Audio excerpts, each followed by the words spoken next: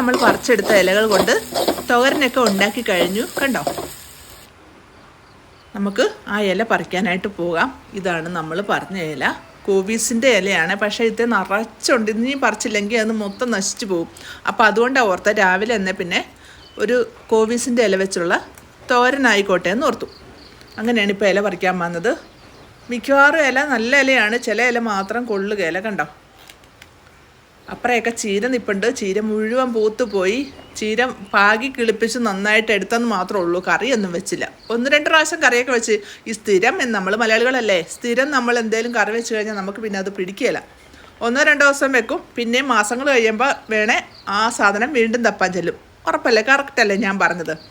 എന്നുവെച്ചാൽ അങ്ങനെയാണ് നമ്മൾ മലയാളികൾ. ശരിക്കും പറഞ്ഞാൽ പുറത്തേക്കുള്ള ആൾക്കാരൊക്കെ ആണെങ്കിൽ സ്ഥിരം അവർക്ക് ഇലക്കറി ഇല്ലാതെ പറ്റത്തില്ല. അവർ വെട്ടി പുഴുങ്ങി ഉപ്പ് ഇട്ടുണ്ട് കോരി കുടിക്കുകയോ ജ്യൂസ് അടിക്കുകയോ അല്ലെങ്കിൽ മറ്റേ ഇതാക്കി കഴിക്കുകയോ ഒക്കെ ചെയ്യും, സൂപ്പാക്കി കഴിക്കുകയോ ഒക്കെ ചെയ്യും.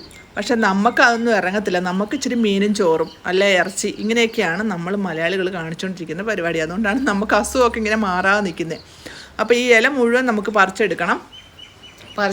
ഇതിൻ്റെ അടിയിൽ നിന്നൊക്കെ തളിർപ്പ് കിളുത്ത് വന്നിട്ടുണ്ട്. അപ്പം നമുക്ക് അതൊക്കെ ഒന്ന് പറിച്ച് നടണം, വേറെ സ്ഥലത്തേക്ക് നട്ട് വെക്കണം.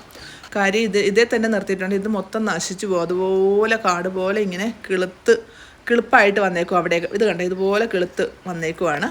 അതൊക്കെ നമുക്ക് ഒടിച്ച് മാറ്റി വെക്കണം. പക്ഷേ നമുക്കത് അവിടെ കൊണ്ട് തികഞ്ഞില്ല. നമുക്കിപ്പറേ അതൊരെണ്ണം ഉണ്ട്, അത് പറിക്കാനായിട്ട് നമ്മൾ വന്നേക്കുവാണ്. അപ്പോൾ 8 വില നിൽക്കുന്നത്, അതൊന്ന് മാറ്റി കളയുക. അതാ അങ്ങോട്ട് ചെല്ലാനായിട്ട് താമസിക്കുന്നത്. കണ്ടാൽ നിൽക്കുന്നതാണ് നമ്മുടെ കോളിഫ്ലവർ, ഇലക്കോവീസ്. കോളിഫ്ലവർ അല്ല കേട്ടോ, ഇലക്കോവീസിൻ്റെ അടുത്തേക്ക് നമ്മൾ എത്തിയിട്ടില്ല. മൊത്തം 8 വില അങ്ങോട്ട് കയറാനായിട്ട് മൊത്തം കാട് പിടിച്ച് കിടക്കുക. നമ്മുടെ പച്ചക്കറി വെച്ചിരുന്ന സ്ഥലമാണ് ഈ കാണുന്നത്. മുഴുവൻ കാട് പിടിച്ച് കിടക്കുക. പക്ഷെ എല്ലാം ഒന്ന് വൃത്തിയാക്കണമെന്നുണ്ട്. ഇതിനും കുറച്ച് ഇലയുണ്ട് പറിക്കാനായിട്ട്. കണ്ടോ? പിളുന്ത ഇല നിൽക്കുന്നുണ്ടോ? നല്ല ടേസ്റ്റാണ് കേട്ടോ. ഈ ഇലക്കോവീസ് കൊണ്ട് കറി വെച്ചാൽ നല്ല ടേസ്റ്റ്. ഇത് നമ്മൾ കപ്പ ഇങ്ങനെ വേറൊരു സ്ഥലത്ത് നിന്ന് കമ്പ് ഇങ്ങനെ കിളുത്ത് കിടന്ന കമ്പ് എടുത്തിട്ട് നീളത്ത് നമ്മൾ കുഴിച്ച് വെച്ചിട്ടുണ്ട്. ഒരു ഷോട്ടാന്ന് തോന്നുന്നു ഞാൻ ഇട്ടേക്കുന്നത്. ആ കപ്പ കിളുത്ത് കയറിയിട്ടുണ്ട്. അത് ഏതൊക്കെയും പറിക്കുന്നത് ഞാൻ കാണിക്കും, ഉറപ്പായിട്ടും കാണിക്കും. എന്ന് വെച്ചാൽ ചിലവർ ചോദിച്ചായിരുന്നു അങ്ങനെയൊക്കെ വെച്ചാൽ കിളുക്കുമോ, സാധനം ഉണ്ടാവുമോ എന്നൊക്കെ ചോദിച്ചായിരുന്നേ. അതുകൊണ്ട് അതൊരു വീഡിയോ ആയിട്ട് ഞാൻ ഇട്ടിരിക്കും പറിക്കുന്ന സമയമാകുമ്പോൾ. എനിക്ക് അങ്ങനെ ഉണ്ടായിട്ടുണ്ട്, അതുകൊണ്ടാണ് ഞാൻ പറഞ്ഞത്. കണ്ട യുദ്ധലും ഉണ്ട്. അവിടെ തന്നെ വേറൊരു സ്ഥലത്ത് ഇങ്ങോട്ട് മാറി ഒരു തൈ നിന്നിരുന്നു. ഈ പുല്ല് പിടിച്ച് കിടക്കുന്നതുകൊണ്ട് കാണാനായിട്ട് ഭയങ്കര പാടാണ്.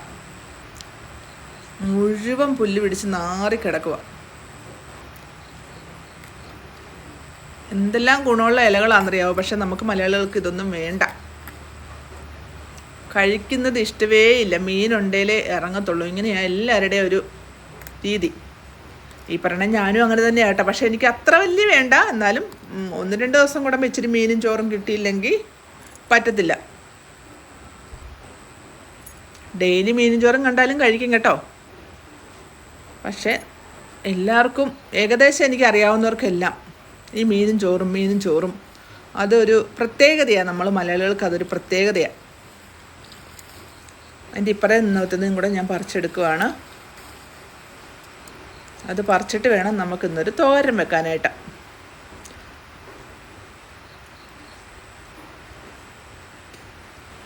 നല്ല മഴ ഇപ്പോൾ തുടങ്ങിയിട്ടുണ്ട്. ഇവിടെ തുടങ്ങിയെന്ന് പറഞ്ഞാൽ ഇന്നലെ രാത്രിയൊക്കെ ഒരുമാതിരി മഴയായിരുന്നു. നേരം വെളുത്തപ്പോൾ അധികം മഴയില്ല. പക്ഷേ മൂടിക്കിടക്കുക. കണ്ടോ?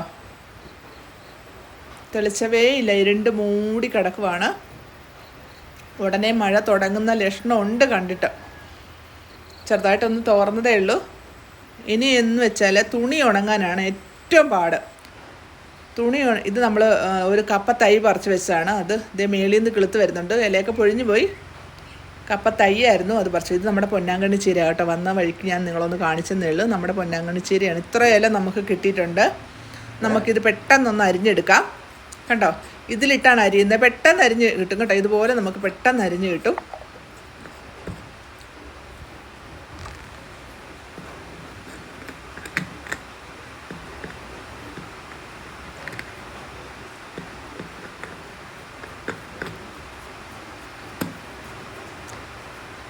ഇങ്ങനെ 2 നെക്ക് നിൽക്കുമ്പോഴത്തേക്ക് നന്നായിട്ട് അരിഞ്ഞ് കിട്ടും. ഇല്ലെങ്കിലും കൈ കൊണ്ടായാലും പെട്ടെന്ന് അരിഞ്ഞെടുക്കാം കേട്ടോ. എന്നാലും ഇതാകുമ്പോൾ ഒന്നുകൂടെ എളുപ്പമുണ്ട്. അതുകൊണ്ട് ഞാൻ അവത്തിട്ട് അരിഞ്ഞെന്നേ ഉള്ളൂ. രാവിലെ അല്ലേ എല്ലാവർക്കും പോകേണ്ടതല്ലേ, അപ്പോൾ അതുകൊണ്ട് അതിട്ട് പെട്ടെന്നൊന്ന് അരിഞ്ഞെടുത്തെന്ന് മാത്രമേ ഉള്ളൂ. കൈ കൊണ്ടായാലും പെട്ടെന്ന് അരിഞ്ഞെടുക്കാം. അപ്പോൾ നമ്മൾ ചീരയെല്ലാം അരിഞ്ഞു കഴിഞ്ഞു. ചട്ടി കണ്ടിട്ട് ആരും ഒന്നും പറയണ്ട കേട്ടോ. ഇപ്പം നോക്കിയപ്പോൾ ഇതേ വെക്കാൻ കണ്ടുള്ളൂ, അതുകൊണ്ടാണ് ആ ചട്ടി എടുത്ത് അടുപ്പ് വെച്ചത്. തോരനും പെട്ടെന്ന് റെഡിയായി കഴിഞ്ഞു. തോരൻ അടുപ്പ് അതിൻ്റെ കൂട്ടത്തിൽ നമ്മൾ ചെറുതായിട്ട് പച്ചമുളക് അരിഞ്ഞിട്ടായിരുന്നു, ഉള്ളി അരിഞ്ഞിട്ടായിരുന്നു. ഒതുക്കാനൊക്കെ ആയിട്ട് എടുത്തത് തേങ്ങ എടുത്തു, അതുപോലെ തന്നെ ഇച്ചിരി മഞ്ഞൾപ്പൊടി എടുത്തു. വേറെ ഒന്നും എടുത്തിട്ടില്ല. അതെ തോരൻ റെഡി. അപ്പം ഇതുപോലെ എല്ലാവരും